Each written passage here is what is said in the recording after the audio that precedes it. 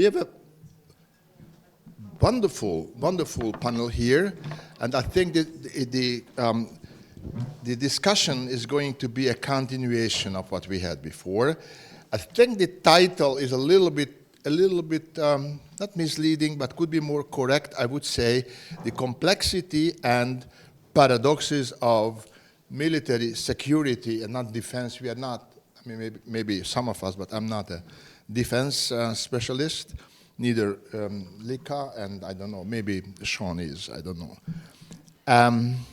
So first I would like to ask Lika Chimchiuri, who is from the Sokhumi State University in Georgia, and who is a frequent visitor of iASK's events, and not the first and not the last time, I hope, that she should make her presentation. Each of you will get 8 minutes, and that we leave space for questions, and 8. No, you can get 10, okay? You come from very far away, from Budapest, not from South Africa, which is at the corner.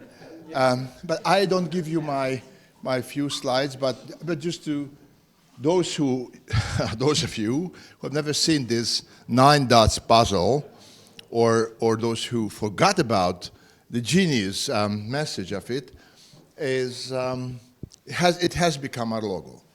The 9 dots puzzle question is how to connect 9 dots, which is a square, with 4 uninterrupted moves. And if you most of the people try from inside. That is the problem of our logic. We are thinking in our boxes, in the bubble where we are closed. But it's no solution. Only the solution comes from outside. As you see this, it doesn't work. But if you start, think out of the box, from the outside it works. The problem is here, but I, myself, I don't need to be photographed so much, do much more. The problem with it is that with this game, you create another structure which will be petrified after a while. So you jump out of your box, but sooner or later you find yourself in another box. We forgot to show you that there is a third solution, the permanent move of the globe. If you run around the globe, there's only one move. You can connect all of there's 9 dots, but anyhow.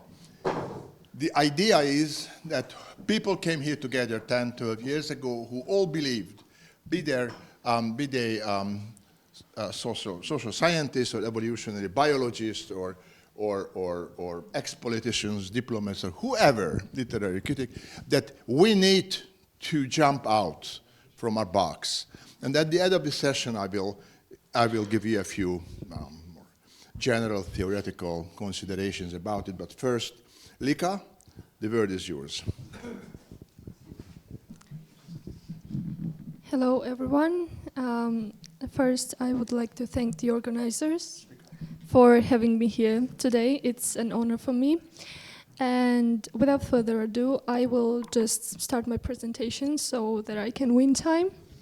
So, my topic is about artificial intelligence and international humanitarian law, which was created for the humans, for human war.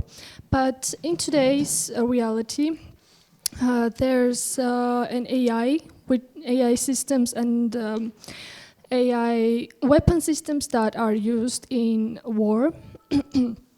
And the main question of my presentation is, can laws made for humans still work when machines are involved in decision-making process in war? As we can see, the AI is reshaping the battlefield in the 3 main ways. First, there are autonomous weapon systems.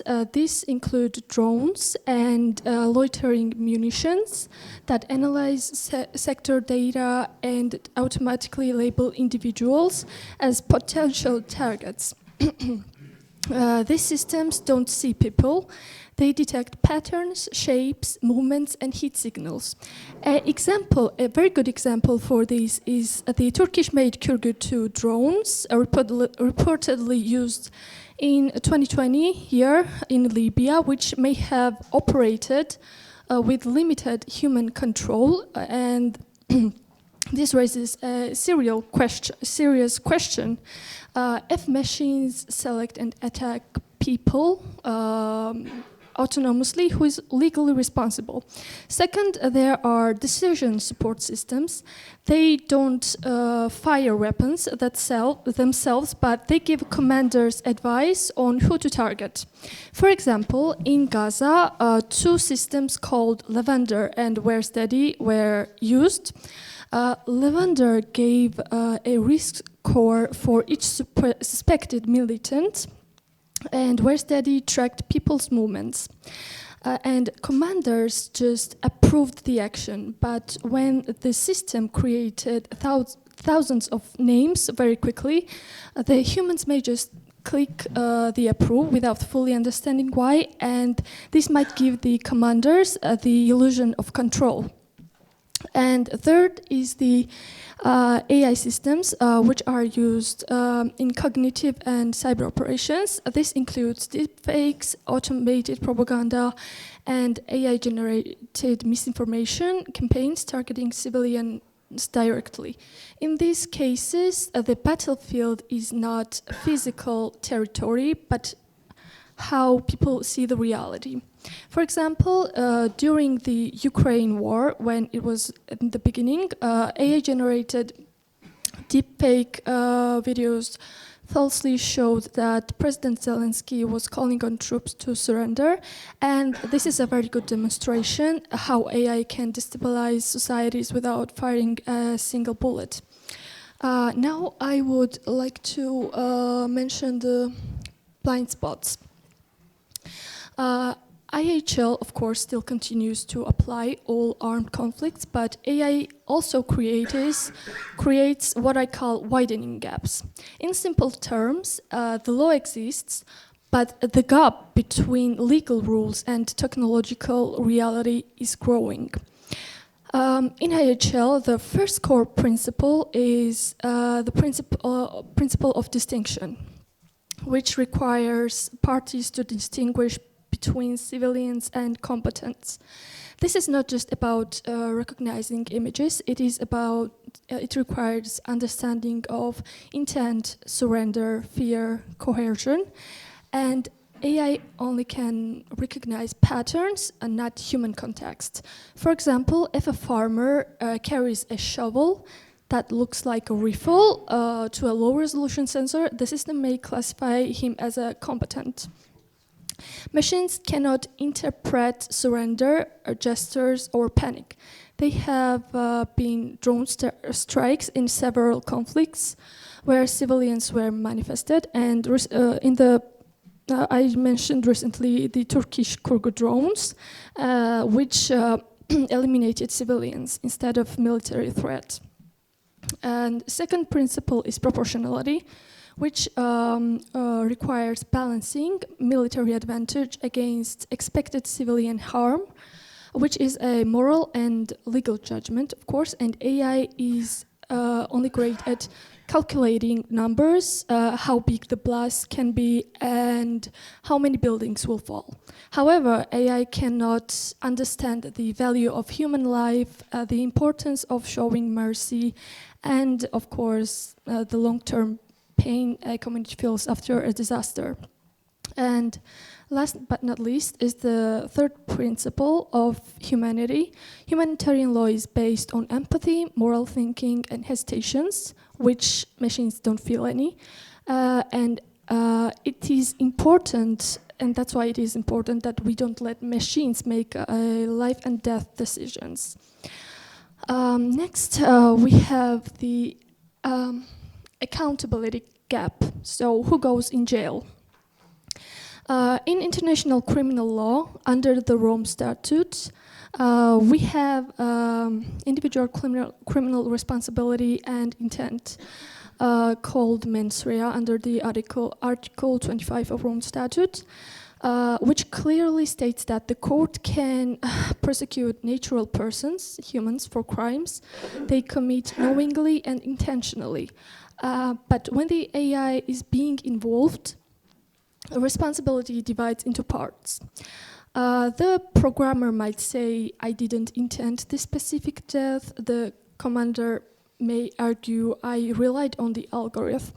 And the machine has no legal personality. No one fits clearly into the Article 25. This creates what we call black box legal defense. In simple words, this means the system made a decision in a way no human fully understands, so no one is criminally liable. But even if there was no intent, humans can still be responsible for negligence, failing to act carefully. Okay, so I will move on quickly to the next slide. Our regulatory system is not fully prepared. I want to touch up the European Union AI Act, which is of course revolutionary. However, it does not control military AI directly. But if a military AI system is later used for civilian purposes inside the European Union, the Act may apply. For example, if a military surveillance drone is used for civil border control, the AI Act can regulate the civilian use. Its main goal is to make AI safe, transparent, and accountable. Even for a military system, following these rules is advisable for ethical reasons and to reduce legal risks. The AI Act also only applies within the European Union, and it is not binding to non-European states. Today, many military AI systems are first created by private civilian companies. The technology often begins as a normal civilian software, and later it is changed for military use. Because it was not originally made for the military, it may avoid a strict military control and supervision. And a clear example for this is a Cleary AI case, where a civilian facial recognition company made this software, and early in the Russia-Ukraine war, Ukraine's Ministry of Defense used this. And now I would move to my final slide. I would like to offer some recommendations. First is like codify meaningful human control. This means that commanders must understand why AI produced its recommendation before acting. And second is ban targeting by proxy. It means targeting and killing some people only because data, algorithms, and behavior patterns suggest they might be a threat without a human checking and confirming the decision. And kill decisions cannot rely only on algorithms. And the third is strict commander liability. AI told me to shouldn't be and must never be a valid defense. Commanders are still responsible for the weapons or tools they use, and technology does not remove the accountability. And fourth is recognize cognitive harm. Psychological manipulation through AI-driven disinformation should be treated as a form of harm. The Ukraine deepfake case shows how AI can destabilize societies. And final is new international protocol, and voluntary guidelines that we have today are not enough. We need a binding international instrument, potentially a new protocol in Geneva Conventions, specifically addressing AI in warfare.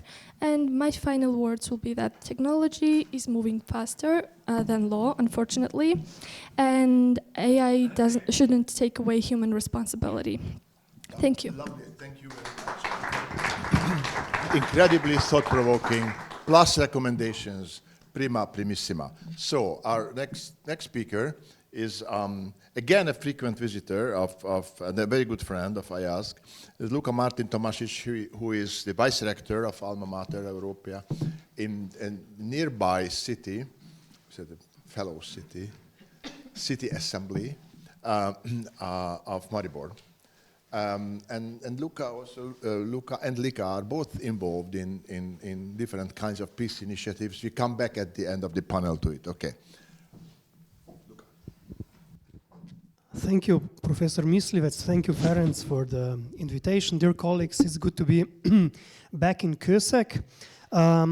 I want to do, my intervention in line with what Ferenc has said on going slightly outside of the box of what we usually talk about, let's say, but I think very much in line with the panel and with the with the regulative ideal of peace in mind. So I'm going to talk about cognitive warfare. Cognitive warfare is something that is emerging as that is very much being studied by NATO, by big players, so to speak, in military terms, and that each and every one of us, and possibly all of us collectively, will in some form of another be subjected to. We are probably already, but also in the future. So my presentation, my intervention will be in 4 short parts. The first will be just to define the terms, what we are really talking about, then to talk about paradoxes that are involved in conceptualizing, in talking about cognitive attacks, cognitive warfare, in the defensive aspects of cognitive warfare, which I think as people of goodwill we are more interested in as in offensive, at least in them being effective. And the third, how to go beyond that and to use the, let's say, challenges presented by cognitive warfare as opportunities to build peace. Obviously, the last part will be, at least to some degree, trying to find objects in a dark room, because it is very much an emerging field, and something, these small cracks where we can work for peace really need to be found. So, cognitive warfare has emerged in, let's say, the last decade as a non-kinetic battlefield in military contexts. So usually we think about land, air, sea. Then, for example, NATO has another 2, the cyber domain and space. So these are the 5 that are sort of recognized, and 2 more are emerging. One is connected to information. They are a bit interrelated, but are a bit different. And the other one, which I will focus on, is cognitive. So this is human mind as a battlefield. All of our minds, all of our thought processes, all of our brains, our dopamine systems as subject to warfare. What is the idea? The idea is to use human mind to influence populations or individuals to achieve certain military advantages or certain military goals. Now, the most, we can think about it, let's say, one actor attacks another with a disinformation campaign, and in this sense demotivates the population or makes a part of population go to the streets and protest, sow discord and within the population and so on. So the problem with cognitive warfare as a concept, when we are engaging with it in a defensive sense, is that there are contradictions inherent in it. So clashes between values, between concepts that are to some degree irreconcilable. What I'm talking about, for example, freedom of expression and security. New technologies, social media, algorithms will be weaponized, are weaponized, and used as tools to achieve military goals. So there are some ways in which we can respond.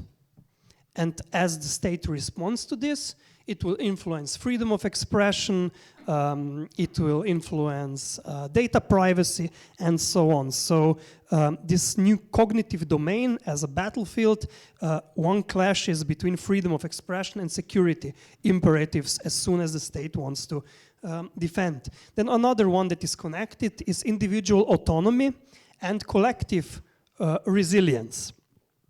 One problem that is connected with it is the borderless nature of the attacks. So this, we are not really talking about the classic one country attacks another, one state attacks another. We're not even talking about, let's say, sub-state level conflicts. We are actually talking about decentralized spheres where influencing, where cognitive warfare is occurring. Then there is also the technological advancement that can be a tool for offensive and defensive purposes. And also short-term defensive gains, let's say defending against a disinformation campaign before the elections successfully, but changing the legal system in the process in a way that is detrimental to the society in a long term, let's say having a chilling effect on freedom of expression or allowing the weaponization of the laws that were enacted in future elections against opposition and so on. So the idea of building effective defensive postures in cognitive domain, let's say top-down, to go back on the discussion we had during lunch, will reflect the main domains, let's say, of cognitive warfare, which, okay, one is traditional propaganda, the other one is psychological, another one is ideological. So we need to, these emerging concepts, we need to grapple with all that. So one way to act against this are actually widespread media and digital literacy education. I am sure there are some of us in this room that haven't heard about this concept, that are not aware of the degree to which this is going on. I must say I was also shocked a while back when in discussing the peace offensive, I talked to a colleague who is a researcher with NATO, and when he started telling me things that are allowed to be told, let's say, and I started thinking about it, it was eye-opening to some degree. Investment in detection and counter technologies, and I'm not talking really censoring here, I mean giving available let's say programs, apps that will be able to detect disinformation without really censoring them.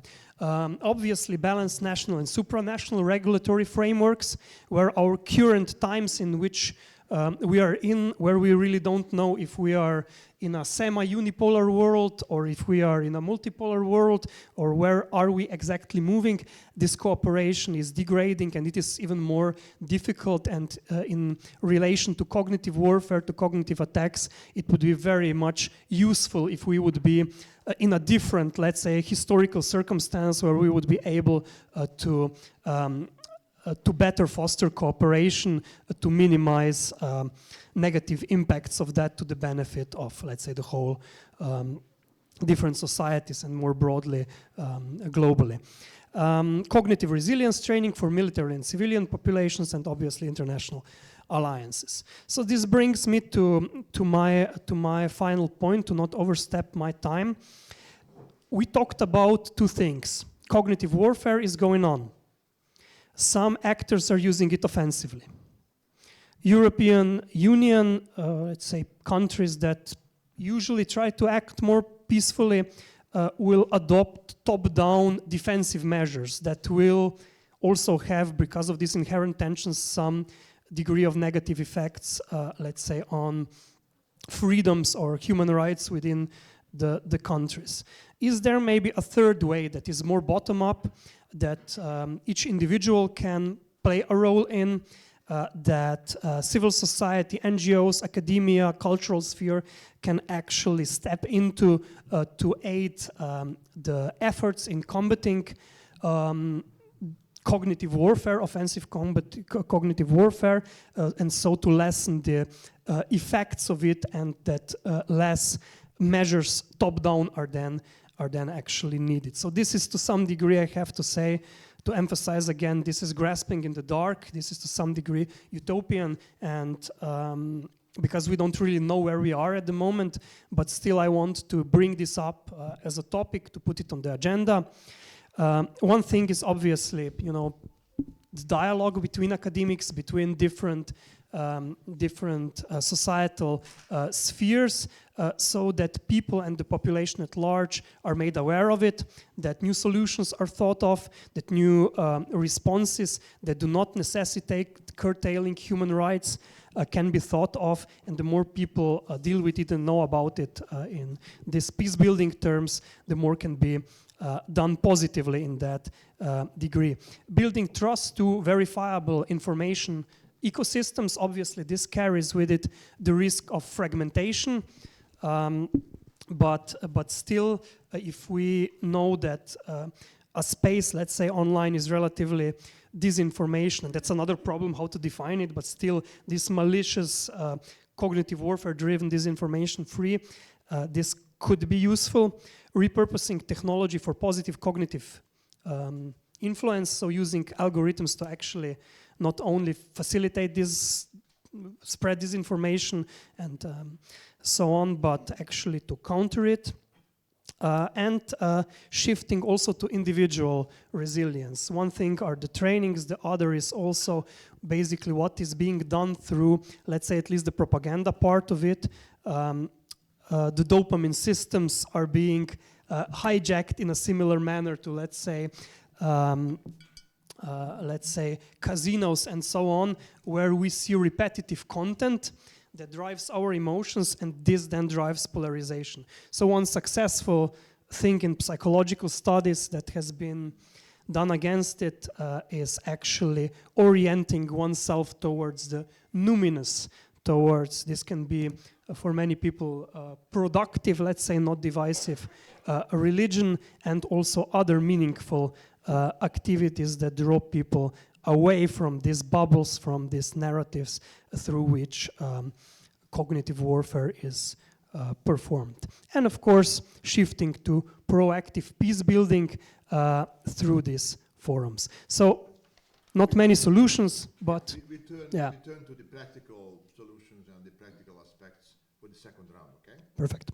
Thank you Thank very you. much. Very, again, thought-provoking.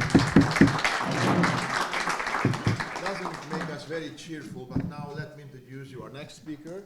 This is Professor Erzsébet Nagy from the Ludovika University, an expert of Middle East and expert of international relations.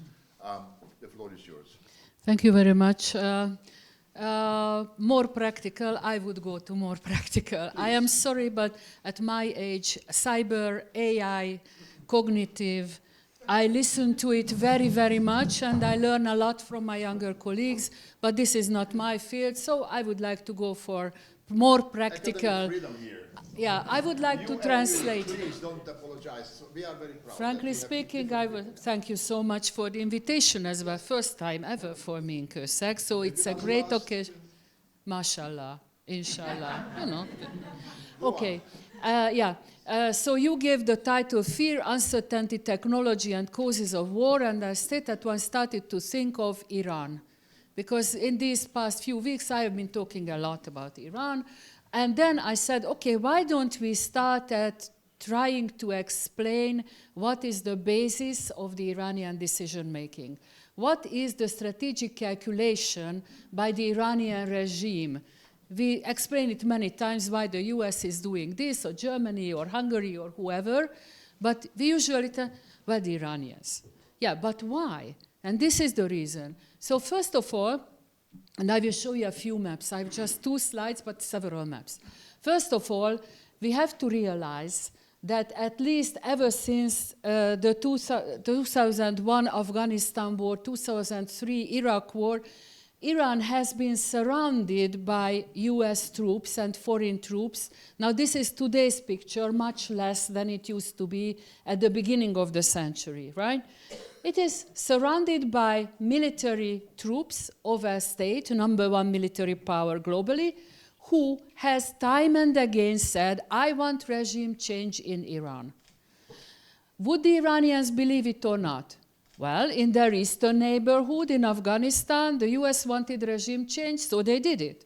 In their western neighbor in Iraq, the US wanted regime change, and in 2003 they did it. So what should an Iranian think? There were years when in the US state budget there was a separate title for the regime change in Iran. I think nowadays we are not wondering too much at it. It was $85 million in the Clinton era, by the way. But we are not much surprised by that nowadays when even President Donald Trump is speaking, or has been time and again coming back, regime change or not regime change in Iran. Okay. Then we also have to bear in mind the strategic loneliness of Iran. Whatever network, whatever alignments, not alliances, Iran has no allies. Whatever alignments Iran has, be it Shiite militias, be it the Houthis, be it whoever, be it Russia and China, with whom Iran is having increasingly closer relations, they never trust these two global powers. They say, we all know, should Vladimir Putin and Donald Trump come and hug each other and be the best friends ever, we would be left behind. We would not be entirely discarded because relations would be. Compartmentalization is the new game in town, meaning that you do not have to choose between this side or that side. You may have good relations to this, on economy, good relations on that, to another country, and so on. So Iran feels its strategic loneliness, a kind of an isolation, which, by the way, has never been complete. We shouldn't think that it has been complete. And then, in 2003, 1 week before the Iraq war started, I was sitting in Tehran at a conference. The foreign minister at the time, Kamal Kharrazi, was coming, and he said, the real target is us. The US may go to war here, may go to war there, but the real target is us. And these factors together are the basis of the Iranian strategic calculation to this day. Has it been strengthened last year with the 12-day war? Oh yes, thank you so much. And this last year, the 12-day war was a new phase in the sense that before there has never been a direct attack between the US and Iran, between Israel and Iran, and frankly speaking, it was quite a surprising phenomenon. Okay? In the 12 days war, this is how Iran was struck, first by Israel and then joined by the United States, and then Iran struck back. What was interesting was no one would have believed that Iran can strike back not just once, but then the next day again, then the next day again, then the next day again.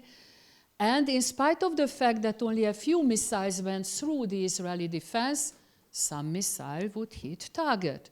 So there were two huge surprises last year, which showed that it is not such an easy thing. And this is my next slide when I came to the words that you were providing. Fear. The 25 war, of course, it generated some fear in the public, but it was rather uniting the population. We have to bear in mind that Iran is a nation state. In the European sense, there is a strong nationhood. All the minorities that anyone may speak of are first and foremost Iranians. They say Iran Zamin, the territory of, the ambassador knows it well, the territory of Iran, a territorial nation state. And to the effect that when there was the war last year, the Iranian opposition, who mostly among the intelligentsia, part of them in prison in Iran, they will say, we are postponing our anger against the regime. We stand there united, and in the past 200 years there have been several cases when there were foreign interventions into Iranian history and politics. The Iranians stand up together. How long that effect is there, that's a big question. And now we are coming to today's threat of war. We don't know. What we knew in the war was that in Israel there are shelters because of the specific Israeli threat perception, very duly so. We all know about the Arab-Israeli wars and so on and so forth. But in Iran there are no shelters. Iran hasn't gone to war. Well, when they were attacked in the 1980-88 Iraq-Iran war, when they were attacked, okay, but it was not enough to build out a system of shelter in the way that Israel did. Well, but Iran is a much bigger, territorially, a much bigger country. Okay, there were people going out of Tehran in huge numbers, but they were coming back. And anyhow, you cannot move 9 to 10 to 15 million people like this out of a place. It doesn't go. There are not roads enough and so on. Okay, uncertainty. Well, the uncertainty is there. Maybe President Trump at this moment gives the order to attack Iran. We don't know. And the problem with the US foreign policy, especially under President Trump, is the uncertainty, the unpredictability. We don't know what would be the aim, to what level it would go, what would be the aim of it all. And at the same time, it's very interesting that both the US and Iran are sending the same dual messages. Talks, talk, talks, but a very difficult war. Iran says this, the US says the same. It's very interesting, and we don't know. Yes.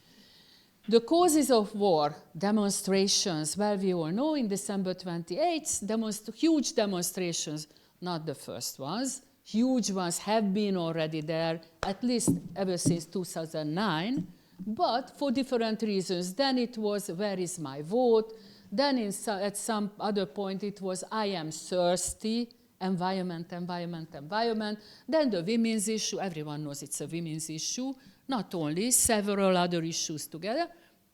But come on, who has ever heard about a country attacking another one for human rights? Now, come on, right? So demonstrations, Donald Trump comes to help the demonstrators, okay? I believe him. Regime change, sometimes yes, sometimes no. And then there is this axis of resistance. I would say this is one more reason. This is a realistic reason. One among the three, put in here in red script, one among the three which are usually, where Iran is usually considered as a threat by many. By the way, I have to mention to you that why 3 years ago, Iran was named as the #1 security threat in the region by all countries. Nowadays it is Israel, thanks to the Gaza war. So axis of resistance, these alignments of different groups, countries, regimes, and so on. But this is a non-negotiable topic. Technology is the last one, the Iranian nuclear program. Abbas Araghchi, the Iranian foreign minister, has just said 2 or 3 days ago, in what language should we say that we do not want nuclear weapons? You may believe it, you may not, but there is a nuclear fatwa.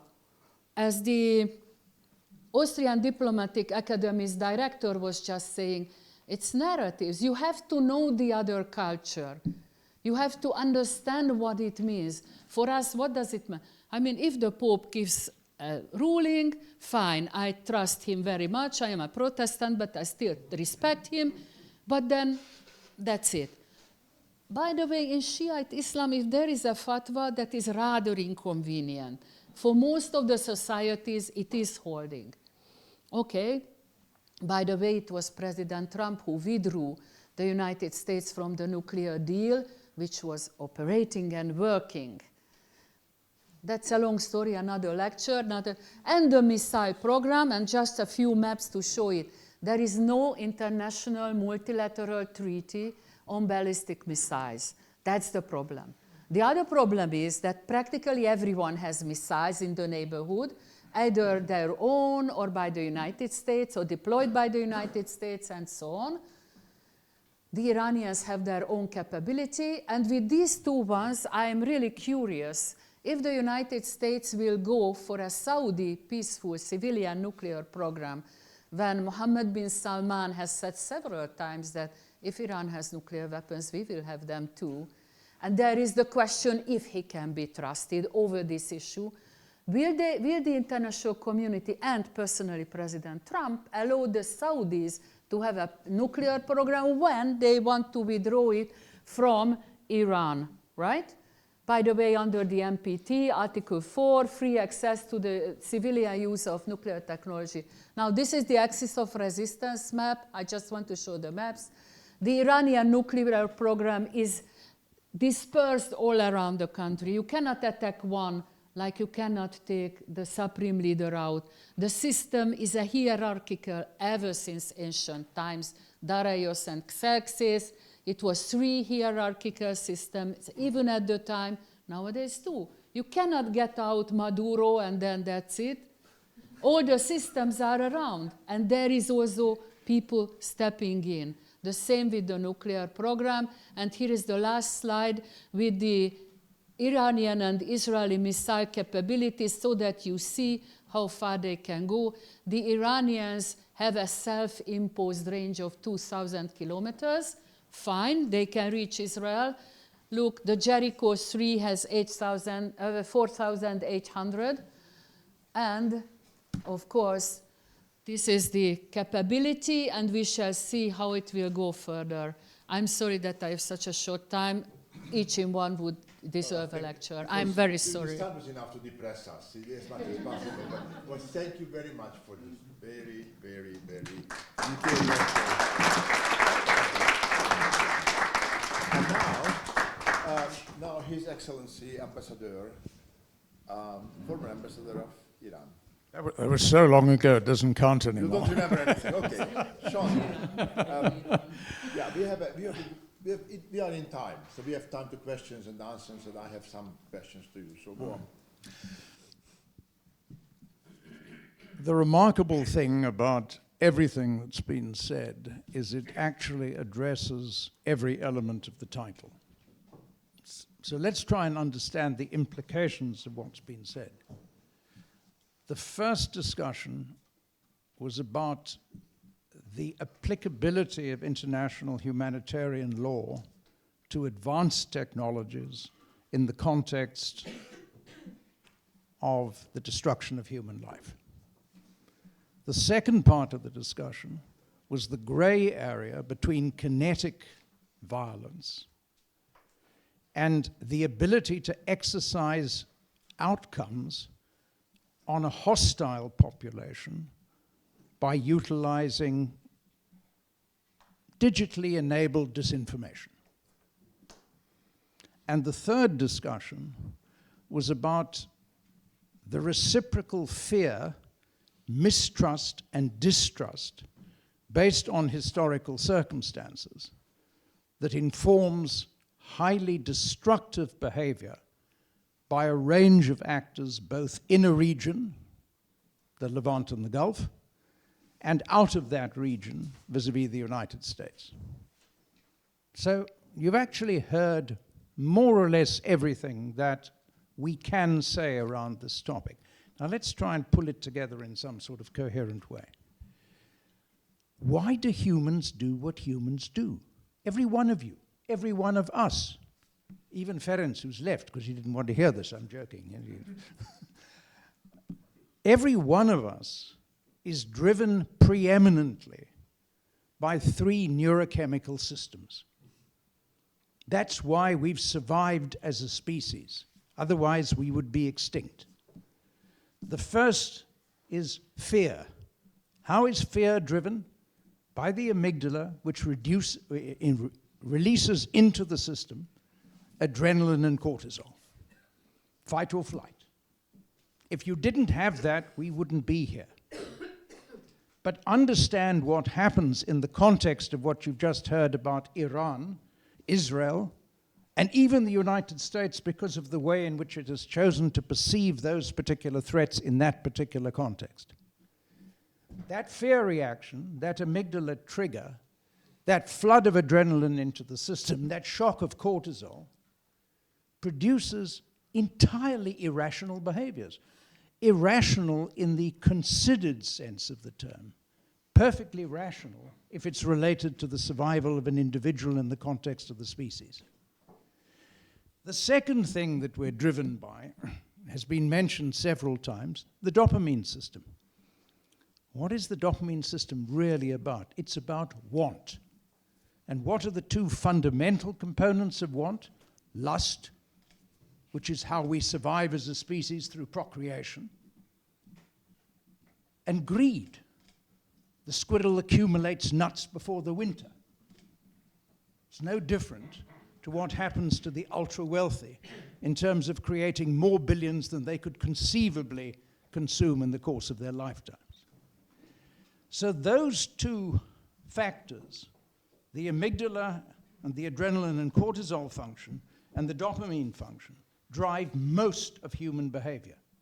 That's why we get conflict. The second is preeminently competition unless you feel threatened. And then it shifts into conflict. And the only balancing element in the whole of this particular system is preeminently present in women, which is why those who are arguing for a larger presence of women in peace negotiations, in peace agreements, and the like are actually 120% correct, because this is oxytocin. And oxytocin is the underpinning of social empathy. But the underlying truth about oxytocin is women have it in far larger quantities because it is what is released in the context of breastfeeding. It is why a mother sacrifices a year of her life to enable a child to survive. Absent some benefit from that, most women probably wouldn't. So as a consequence of that, oxytocin, preeminently present in the females of the species, is what underpins social empathy to an appreciable degree and offsets the negative effects of fear and want. Right? Now, when the balances are disturbed, when we lose the ability to be able to manage those things in a coherent way, what we then get is conflict. Social or societal harmony is a function essentially of three things. It's a function of individual freedom. It's a function of a sense of obligation to the community, collective action, common goods, whatever phrase you want to use, but a sense that you owe something to others. And it's a function, in terms of societal survival, of an understanding of the needs of the ecosystem in which that particular community is embedded. If you don't have that balance, then you destroy civilizations. That underlying premise of a measure of freedom, which is required for creativity and for advancement, a sense of collective responsibility, which is how societies survive, and a measure of respect for the ecosystem in which you're embedded, are what enable successful behavior by societies. Now, every one of these particular discussions is what happens when that balance is disturbed. The context of Iran is an interesting context. I also happen to know it reasonably well, but it's an interesting context. What happened in 1953, or what happened in 1944 in reality, was that Churchill and Stalin displaced Reza Shah, who was the father of Mohammad Reza Shah, because they were concerned that he had dealt too much with German engineers during the 30s in rebuilding the infrastructure of Iran. For their own reasons, they didn't want somebody who was potentially a German sympathizer in Iran during the Second World War, so they moved him out to Mauritius. He contracted malaria in Mauritius. Jan Smuts, who was also the author of the declaration, the Charter of the United Nations, Jan Smuts was on Churchill's war cabinet. He said, well, there's no malaria in Johannesburg, we'll take him in South Africa. And he died in 1944 in South Africa. The second thing that happened in 1953, after the Shah had come to the throne at the age of 21 years, was that there was an uprising in Iran. And Mossadegh, who was essentially an Iranian nationalist or an Iranian populist, if you like, argued for the elimination of Western control, Anglo-American control, over Iran's oil resources. And the Americans, with British support, organized a coup, eliminated Mossadegh, and put the Shah back in power.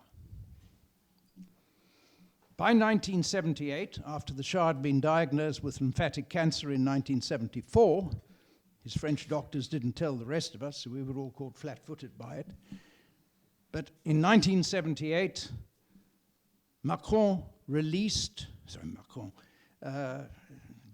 who the devil was it? I can't even remember what French president it was at the time. Anyway, the French president of the time released Khomeini from France. He went back to Iraq, and under a doctrine that he had authored 10 years earlier, Velayat al-Faqih, the guardianship of the Islamic jurist, he created a revolution in Iran that united the bazaar and the mosque, chased out the monarchy, and brought a revolution to power. 43 people who'd eaten at our dinner tables in the 14 months before the revolution had their photographs qua corpses plastered all over Time and Life in 3 months after that incident. Now, since then, all sorts of curious things have happened. The regime has matured. The regime went through a period of considerable reform, and unfortunately, the president at the time was rejected by the United States. There was an opportunity to reach an accommodation at that point, but it failed. And we went through the curious period of La Regione, and then we went through the 2009-2010 rebellions around the election period. And then we went through another period of consolidation that enabled the joint JCPOA, the Program of Action for the Containment of the Nuclear Regime. And then, unfortunately, after that, Donald Trump decided to throw that out. So the Iranians reverted to this excellent description of fear, believing that their regime was fundamentally under threat. The Israelis along the way, because of that axis around the space that we were describing, felt that they were under threat continuously as a result of what Iran stood for, because Larijani had called openly for the destruction of the state of Israel. So you had this mad behavior on both sides, and unfortunately exploitative behavior by actors outside of that particular space. So the underlying challenge that we have to get a grip on is how we get to a point of creating a context in which the amygdala effect, the sense of fear, the sense of threat, and the sense of opportunity to be able to consolidate position at the expense of the other gives way to a sense of circumstance where collective action, cooperation, accommodation, creation of a sustainable regional security structure would give people a sense of a better opportunity. It's no different as between Russia and Ukraine. It's exactly the same story. Anyone who was present in Munich at the Munich Security Conference in 2007 and heard Putin speak on that occasion knows perfectly well what Putin was going to do. In 2008, he moved on Georgia. In 2014, he moved on Crimea and the Donbass. In February of 2022, he moved in respect of the whole of Ukraine. So when fear takes hold, when people perceive, as Putin perceived at that particular point due to the deployment of Aegis Ashore missile batteries in both Bucharest and in Poland, which had offensive military capability as well as defensive military capability, when he perceived that he was under threat in that particular regard, he behaved like an idiot. He overreached, he violated Article 2.4 of the Charter, he sent troops into Ukraine in February of 2022, he violated international humanitarian law, peremptory principles of traditional law, and his troops have unquestionably committed crimes against humanity. All of those things are true. But on the other side of the particular equation, the West failed to deter, the West failed to protect Ukrainian civilians from the attacks in the process, and we created this disastrous circumstance where we have approximately 8 million Ukrainians displaced, approximately 1.5 million Russians killed, approximately 700,000 Ukrainians killed, and a level of destruction in Ukraine which we will never be able to fund in terms of reconstruction. That is what happens when you allow this combination of fear and want to take hold. And that is what we have to undo if we're going to be able to restore a capacity for collective action and the underlying principle of collective human welfare. It's not just a question of stopping wars.